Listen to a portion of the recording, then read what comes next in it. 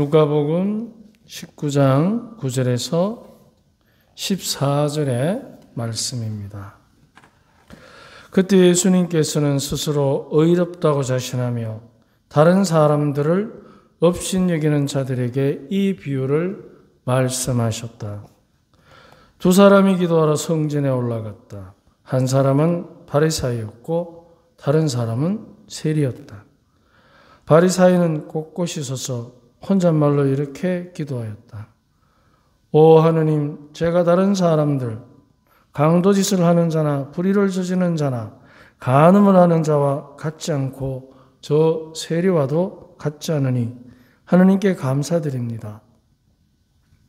저는 일주일에 2번 단식하고 모든 소득의 11조를 바칩니다. 그러나 세리는 멀찍이 서서 하늘을 향하여 눈을 들 엄두도 내지 못하고 가슴을 치며 말하였다. 오 하느님, 이 죄인을 불쌍히 여겨 주십시오. 내가 너희에게 말한다. 그 바리사이가 아니라 이 세리가 의롭게 되어 집으로 돌아갔다. 누구든지 자신을 높이는 이는 낮아지고 자신을 낮추는 이는 높아질 것이다. 주님의 말씀입니다.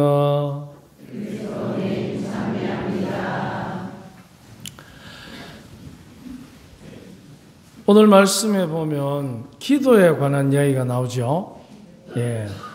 근데 예수님께서 분명히 기도하는 두 사람이 있는데 이 두 사람 중에 의롭게 된 사람이 누구라고 말씀하셨죠?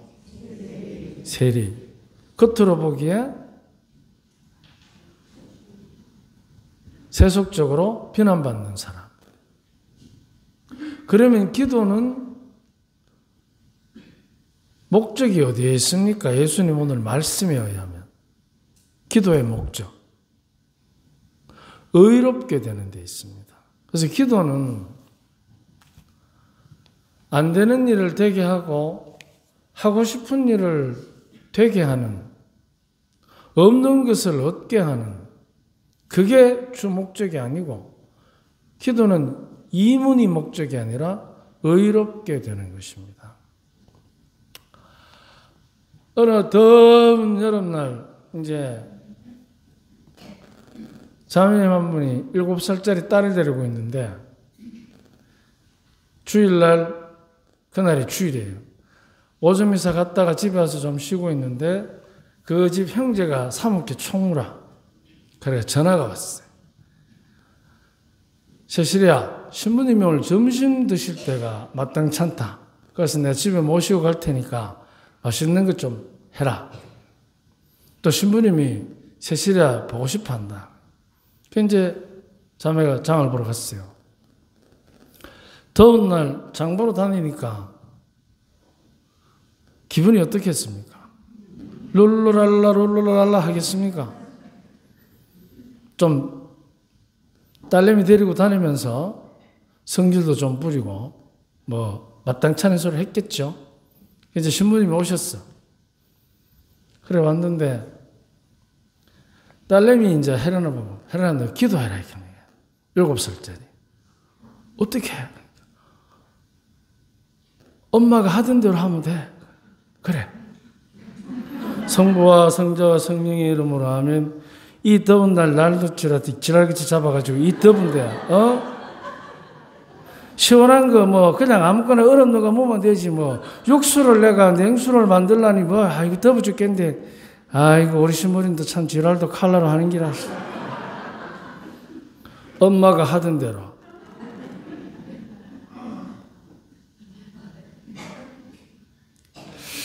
바로 기도는 그 사실은 엄마가 하던 대로 말처럼 훈련이에요. 훈련하지 않으면 기도가 숙달이 안 됩니다. 기도는 좋은 의향만 가지고 숙달된 기도가 어렵습니다. 그러면 기도할 때 우리가 신학교에서도 마찬가지로 배우는데 기도문을 쓸 때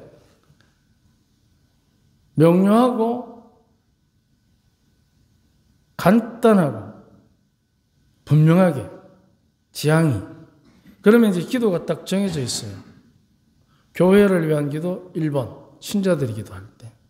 2번이 세계 평화를 위해서. 3번이 고통받는 이들을 위해서.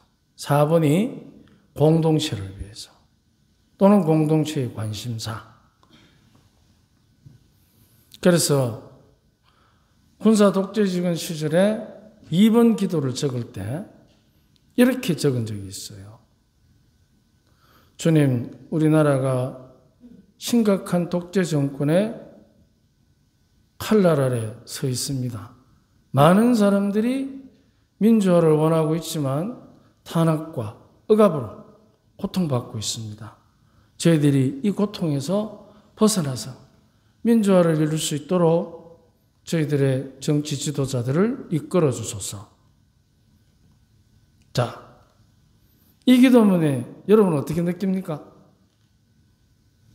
난리가 났어요. 학장신부님이. 그 기도문 쓴 사람 불리겠어요. 왜? 독재자지만 기도할 때 비난했기 때문에.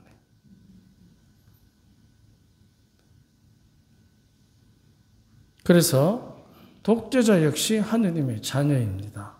그렇기 때문에 기도문에 누구를 비난하는 것은 건물입니다. 오늘 바리사이는 어떻게 기도했고 세리는 어떻게 기도했죠? 거기에 바리사이의 기도에 허점이 있습니다. 금기를 깨뜨린 것입니다. 어떻게? 자기와 다른 사람을 비교하고 자기를 드러내고. 우리는 그렇게 기도하는 사람은 잘 없습니다. 하지만 이제 여기 한 가지 더 보태서, 그러면 현실적으로 내가 필요한 거, 내가 지금 아픈데 치유받도록 기도하면 안 됩니까? 됩니다. 하셔야죠. 아픈데 치유받도록 기도해야 되죠. 근데 80kg 나가는데 50kg 나가게 해달라고 하면 기도가 되겠습니까? 안 되겠습니까? 기도 됩니다. 그것도 됩니다. 안 되는 건 없습니다. 하지만 이제 그런 황당한 기도라도 그 안에서 내가 이 30kg 감량을 위해서 목숨 걸 각오로 용기를 청하는 기도, 그게 훨씬 더 우리를 성숙시킵니다.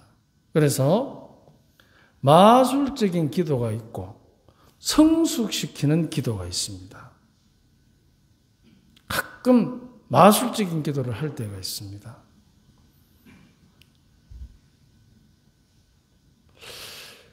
그것은 우리들에게 기복을 조장하기 때문에 굉장히 위험합니다. 할 수는 있습니다. 하지만 위험합니다. 그래서 기복적인 기도를 금기시하는 이유가 여기에 있습니다. 왜냐하면 대부분의 기복적인 기도는 원하는 것이기 때문에.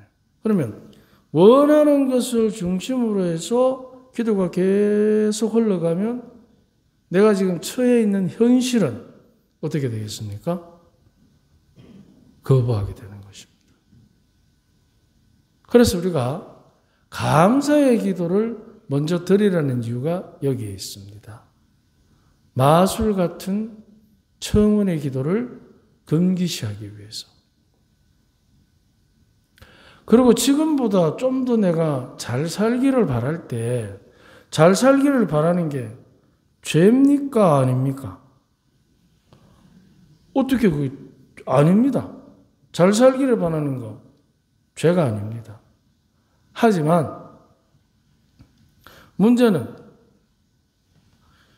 잘 살기를 바라지만 현실을 받아들이지 않는 잘 사는 것에 대한 계획은 자칫하면 망상이 될 수 있습니다. 현실을 부정하고. 그렇기 때문에 우리가 기도의 핵심은 얻는 것이 아니라 의롭게 되는 것입니다. 의롭게. 주님께서 분명히 바리사이와 세리 중에 의롭게 된 사람은 세리라고 하셨습니다. 그것은 의로움을 전제로 한 기도의 축복입니다. 기복을 전제로 한 기도는 우리 안에 자칫하면 마술 같은 신앙을 자라게 하지만 의로움을 청하는 기도는 우리 안에 영적인 성숙을 통한 폭넓은 삶의 시각을 갖게 하는 것입니다. 십자가를 잘 한번 보십시오. 하느님에게로 다가가면 다가갈수록 수직 상승하게 되면 수평을 바라보는 시각이 좁아지겠습니까? 넓어지겠습니까? 넓어지죠. 이 원리입니다.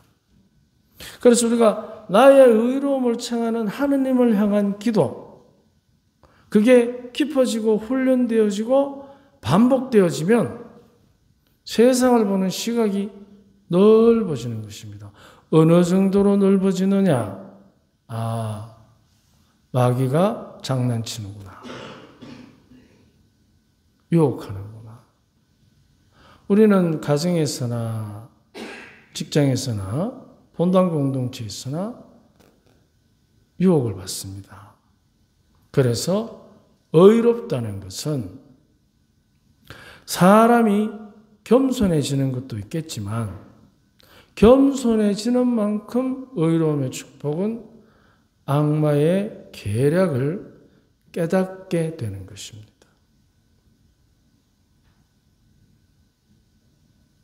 의롭다는 것은 우리 안에서부터 정말 하느님께서 당신의 모습을 닮은 그 모습으로 우리를 성숙시켜 주시는 것입니다.